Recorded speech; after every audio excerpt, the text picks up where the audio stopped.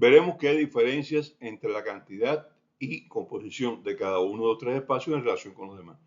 ¿Por qué? Porque esto depende de las funciones que tenga cada uno de ellos y depende también de la forma que se fueron constituyendo. Los espacios intravascular e intersticial ya dijimos que están muy interrelacionados porque entre los capilares y el espacio intersticial es muy fácil el paso de agua y el paso de la mayor parte de las sustancias, excepto proteínas y algunas sustancias grandes que se quedan dentro del capilar y que pueden pasar en un momento determinado dependiendo de situaciones, por ejemplo la inflamación. Como ya ustedes pueden ver, si ustedes van al ciclo de inflamación, podrán ver el por qué pasan estas proteínas y otras sustancias que normalmente no pasan a través de la barrera de los capilares. ¿Cuál es la función del líquido que está contenido en los vasos sanguíneos? Bueno, es fácil, ¿no es verdad? Ese líquido tiene como tarea llevar, distribuir hacia las células los nutrientes y el oxígeno necesario para estas y al mismo tiempo recoger de esas células los desechos y el CO2 que no van a ser utilizados, que ya son algo que se quedó ahí del metabolismo celular, sobró y entonces lo lleva, pero entonces este CO2 va a llevarlo hacia los pulmones y los desechos va a llevarlos básicamente hacia los riñones y algunos, bueno, hacia el tubo digestivo para ser eliminados. Esa es la función. Por tanto, tiene que ser un líquido muy fluido. Pero además de eso, sirve de vía de acceso a las células de respuesta inflamatoria. Las células de respuesta inflamatoria se mueven por los vasos sanguíneos hacia el órgano o tejido que está afectado y hacia el cual han sido llamadas. Vuelvo a decir lo que dije hace un momentico. Esta parte que es muy interesante está ya explicada en un ciclo que fue el ciclo de inmunología. Pueden ir a él y verán cómo es que estas células se mueven, por qué se mueven, qué las atrae y cómo van a determinados tejidos y no a otros. Pero estamos hablando hoy de agua. Y para realizar estas funciones, o sea, transporte de nutrientes y de desechos y distribución de los mismos, y carretera, vía rápida para las células y las sustancias que están defendiendo, la sangre necesita ser líquida, muy líquida, y con un grado de fluidez y viscosidad adecuado. Si la sangre no fluye adecuadamente, no tiene el grado de viscosidad que también tiene la fluidez de la sangre, pues no va a cumplir adecuadamente sus funciones. Si no es capaz de realizar los intercambios necesarios, si no es capaz de llevar nutrientes a los tejidos y oxígeno, si no es capaz de recoger CO2 y desechos, ¿qué va a pasar? Nos enfermamos y morimos.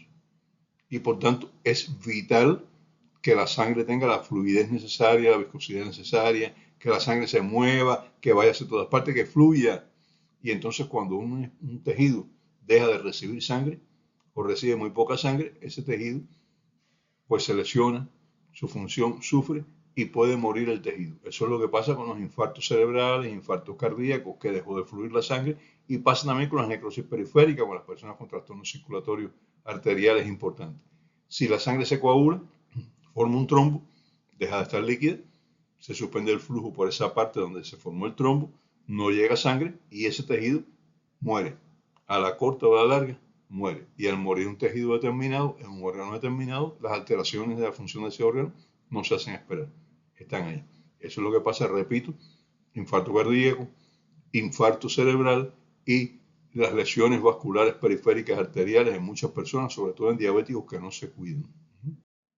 Rudolf Virchow en alemán, Virchow en español, un patólogo alemán del siglo XIX, pero un sabio, un individuo que tuvo un papel importantísimo en el desarrollo de la medicina, que además fue un hábil político, etc. Bueno, no vamos a entrar a ver, a hablar de Virchow hoy. Bien, Rudolf Virchow describió hace más de siglo y medio tres factores que intervienen de forma importante y que son determinantes en la formación de trombos. Y el trombo es el coágulo de sangre que obstruye la circulación por cualquier parte. Y el trombo es lo que produce émbolo, porque un trombo que se desprenda de la pared donde está unido va a viajar por la sangre hacia donde el vaso sanguíneo se estreche. Por ejemplo, se forma una vena, se desprende, toma el camino de las venas, va hacia el corazón, pasa a las arterias pulmonares y es la causa de los tromboembolismos pulmonares que nosotros vemos. Pero si se forma en otra parte de la circulación, en las venas pulmonares, pues puede llegar a pasar a otros lugares si se forma en una aurícula, etcétera, etcétera, etcétera, etcétera. Bueno, lo importante, Rudolf Virchow describió tres factores a tener en cuenta en la formación del trombo. El primero de ellos, anormalidades del flujo sanguíneo, donde el flujo sanguíneo se ve interrumpido, limitado, transformado, bueno, pues eso facilita ya la formación de un trombo. Recuerden que el flujo sanguíneo es unidireccional, siempre va en la misma dirección, fluye de forma laminar, es decir, como si fueran laminitas así, el llamado flujo laminar sanguíneo, que es muy importante, y no se interrumpe. Si usted tiene un lugar donde el flujo sanguíneo se interrumpe, por ejemplo, una compresión de una vena por medias elásticas muy apretadas, bueno, pues cualquier otra cosa que pueda, anormalidades dentro del vaso sanguíneo, etcétera, cualquier cosa que altere el flujo sanguíneo facilita la formación de un trombo. Segundo factor, muy importante, hipercoagulabilidad. Cuando la sangre tiene mayor tendencia a coagularse, mayor probabilidad hay de que se forme un trombo. Y el tercer factor, muy importante, sobre todo para el trombo arterial, es el estado de la pared vascular. La aterosclerosis altera la pared vascular, al mismo tiempo altera el flujo sanguíneo, y por eso es que se forman trombos en los pacientes que tienen vasos sanguíneos ateroscleróticos, trombos arteriales. Pero en los trombos venosos, por ejemplo, si la pared está inflamada, facilita. Alteraciones del flujo sanguíneo, hipercoagulabilidad y alteraciones de la pared vascular, la tríada de Virchow. Tríada que determina la formación de trombos, y el trombo ocluye la circulación y crea isquemia. Aquí, entre estos factores, los factores que tienen que ver con el flujo, está la viscosidad de la sangre. Y la viscosidad de la sangre, es decir, la sangre más espesa o menos espesa, depende en gran medida de la cantidad de agua en que estén disueltos los solutos. Yo vi hace años, en el año 1988, un laboratorio de viscosidad sanguínea. La única vez que lo he visto, bueno, la única vez no, después Raulito, el técnico de laboratorio en el Hospital Provincial de Pinar del Río, en el León Cuervo, montó un pequeño laboratorio que trató también de examinar la viscosidad de la sangre, y lo logró, pero era más complicado, tenía menos recursos. El que hoy fue en Alemania, muy bueno, y que entonces medía la viscosidad de la sangre. ¿Cuán espesa es la sangre? ¿Por qué? Porque mientras más espesa sea la sangre, mayor riesgo de formar trombos. Entonces, si usted sabe cuál es la viscosidad de la sangre, usted sabe que debe actuar sobre ella para evitar la formación de trombos. Y el principal factor en aumentar la viscosidad de la sangre se llama falta de agua. No tener en la sangre la cantidad de agua que se necesita, la proporción de agua que se necesita. Por tanto, es importante la ingesta de agua, es importante mantener la cantidad de agua circulando para evitar la formación de trombos. O sea, no vamos a evitar totalmente, tal vez, porque depende de los tres factores, no de un solo factor, pero por lo menos uno de los factores lo modificamos nada más que tomando agua. Miren qué simple, nada más que tomar agua. Y siempre decimos, el agua es buena para el funcionamiento de los riñones. No, el agua es buena para el funcionamiento de todo el organismo, incluyendo los riñones.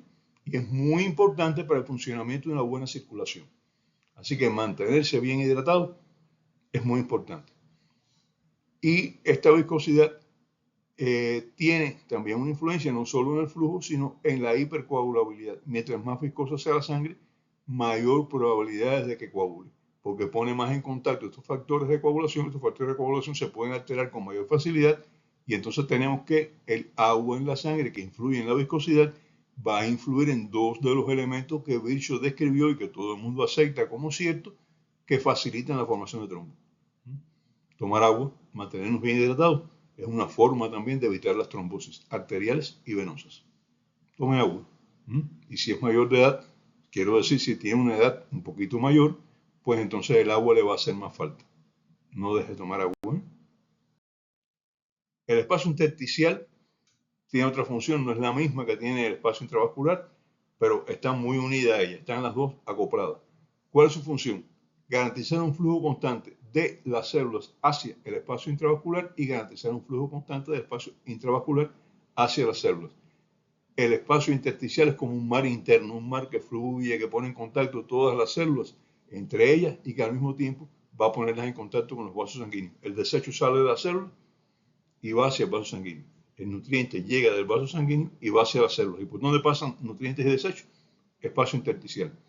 Además, es el espacio donde las células de defensa y los productos de las células de defensa se enfrentan a los agresores. El campo de batalla, y la proporción de agua en este espacio garantiza un buen intercambio entre las células y el espacio vascular, y garantiza también que el campo principal de batalla del organismo contra las infecciones, contra nuestros agresores, también está disponible, porque mientras mayor agua haya en este espacio, pues entonces más fácil le es a las células de defensa moverse en él, y más fácil es difundir a las sustancias de defensa también. Por tanto, el espacio intersticial tiene una gran importancia en el intercambio entre células y vasos sanguíneos, y tiene una gran importancia también en la defensa inmunológica del organismo, como espacio pasivo, como campo de batalla, pero es un campo de batalla importante.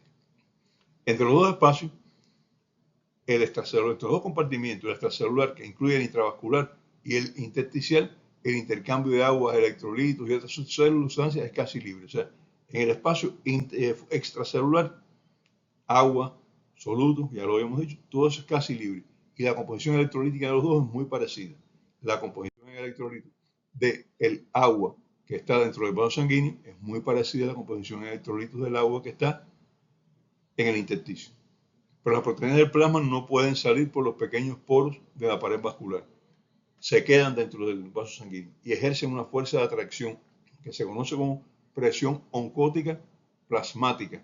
Y esta presión oncótica plasmática mantiene una cantidad de líquido retenido entre los vasos sanguíneos. Ese líquido no sale, está ahí, se queda ahí porque las proteínas lo atraen, lo mantienen. Y esto mantiene un volumen intravascular en unos límites determinados. O sea, la presión oncótica de las proteínas va a ayudar va a contribuir de forma significativa al mantenimiento de un volumen sanguíneo adecuado. La fuerza de atracción de las proteínas plasmáticas es ejercida, ya lo dije hace poco, mayoritariamente por la proteína más abundante en el plasma, la albúmina, que por cada molécula de otra sustancia, de otras proteínas que hay en el plasma, hay 1,5 de albúmina. La presión osmótica ejercida por las proteínas se llama presión oncótica. Ya lo dijimos también, estoy refrescando nada más. La cantidad de albúmina en el plasma es muy importante para la retención de agua dentro de los vasos sanguíneos. Cuando hablemos de fisiopatología del edema, o incluso antes, cuando hablemos de la fuerza de Starling, que tengo un programa preparado ya para la fuerza de Starling, veremos lo importante que es la presión oncótica para garantizar la eficiencia de la microcirculación. Sin una presión oncótica adecuada, tanto plasmática como tisular, pues la microcirculación no es tan eficiente y hay dificultades para circular en el espacio intersticial y entre el espacio intersticial y el capilar. El líquido intracelular está separado del espacio extracelular por la membrana celular. Esta membrana es muy poco permeable al agua directamente y muy poco permeable a los electrolitos. Generalmente los electrolitos penetran por canales, por zonas controladas y generalmente el agua, la mayor parte del agua también penetra por canales, que tenemos un programa para hablar de los canales de agua, de las acuaporinas. Vamos a hablar de eso dentro de poco. Y por tanto el intercambio entre estos dos espacios se realiza por estructuras de membrana de diferentes tipos y actúan de forma diferente. Ahí están los canales iónicos, por ejemplo, que permiten el paso de diferentes iones, canales de calcio, canales de sodio, canales de potasio, que dicen cómo va a pasar una sustancia y en qué cantidad va a pasar según la necesidad de la célula. Y están también las llamadas bombas de membrana, que intercambian sustancias que están dentro de la célula con sustancias que están afuera. Y hay muchas otras formas de intercambio, pero todas son controladas por señales de la célula. O sea, no hay un intercambio libre. El paso de sustancias a través de la membrana celular está muy bien regulado, muy bien controlado. ¿Y quién lo regula y quién lo controla? La célula. Ella misma es autosuficiente en este aspecto. La proporción de agua en cada compartimento corporal, ya dijimos que varía también. Y en cada segmento va a variar también. Vamos a ver al hombre fisiológico. Vamos a tomar como modelo ¿cuál? El hombre fisiológico de 70 kilogramos de peso. Este tendría aproximadamente 42 kilogramos de agua. Vamos a partir de esta base. 42 kilogramos de agua de un hombre fisiológico, el llamado hombre fisiológico de Guyton, que pesa 70 kilogramos, pues son agua. 42 litros de agua en una persona de 70 kilos. De estos 42 litros de agua, el 3% está contenido en el plasma. Apenas el 3%. Y aproximadamente esto es el 5% del peso corporal. O sea, si vamos a tener en cuenta esto, pues la cantidad de agua en el espacio plasmático es la menor de todos los espacios. Pero es muy importante porque el espacio plasmático, ya hablamos que la cantidad de agua garantiza la fluidez y garantiza el funcionamiento adecuado del sistema circulatorio.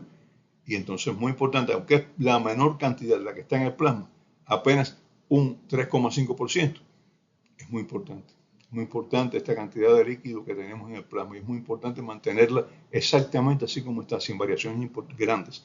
Porque una variación grande puede llevarnos o bien a una insuficiencia cardíaca, a un edema pulmonar, o puede llevarnos también a una insuficiencia circulatoria por deshidratación y a trastornos que ya vamos a hablar de ellos en los siguientes programas, y puede causarnos la muerte. Variaciones importantes del líquido en el espacio intravascular matan. En el intersticio celular tenemos aproximadamente 10,5 litros de agua, el 15% del peso corporal. ¿Por qué? Porque recuerden, es el gran mar interior que baña todas las células, que sirve para que los nutrientes y los desechos vayan de un lado a otro, que nos va a facilitar todas estas funciones. Tiene el 15% del peso corporal. Y en el espacio intracelular están contenidos aproximadamente 28 litros de agua, el 40% del peso corporal. Si dividimos el peso corporal, podemos decir que la tercera parte del agua se encuentra fuera de la célula y 2/3 del agua están dentro de la célula. La célula tiene una gran cantidad de agua dentro, que es lo que le permite también todo el funcionamiento celular. Ya les dije una vez y se lo repito que uno de mis sueños es hacer un viaje al interior de la célula, un ciclo que sea un viaje al interior de la célula y que estoy trabajando en eso, pero eso es un trabajo arduo, difícil, porque hay que ir organito a organito, parte de la célula, pero que es un mundo fantástico, maravilloso. Cuando uno se mete dentro de una célula dice, pero ¿qué es esto, señores? Y yo que pensaba que la célula era una cosa que estaba ahí, y entonces se da cuenta que no, que la célula es la estructura más importante de nuestro organismo, lo he dicho más de una vez. Bien, la membrana de la célula está formada principalmente por lípidos, por grasas, y el agua no se disuelve en grasa. Algunas pequeñas cantidades de agua pueden penetrar a las células por espacios que hay ahí, van buscando por dónde colarse y penetran pequeñas cantidades. Pero el agua, para entrar a la célula, tiene que pasar por pequeños canales, poros, y estos poros están muy bien controlados. Estos poros atraviesan de un lado a otro la membrana lipídica de la célula, permiten el paso de agua para adentro o para afuera en cantidades reguladas y poco a poco, según necesite la célula y sin causar daño. Estas membranas de la célula están constituidas por proteínas. Forman canales para el paso regulado del agua. El agua no entra a la célula como ella quiere, se regula. Y estos canales pasan a veces algún que otro soluto por algunos de ellos, no por todos ellos. Pueden transportar, además del agua, urea, glicerol, amonio, gases y algunos iones. No todos los canales, algunos tipos de estos canales. Y estos canales se llaman, son poros de agua, en latín, aqua porinas. Aqua de agua, porina de poro. Son poros de agua. Y de las aquaporinas hablaremos en el próximo programa. No en este, porque ya, bueno, las mencionamos en este, pero hablaremos de ellas en detalle en el próximo programa. Hasta entonces. Muchas gracias.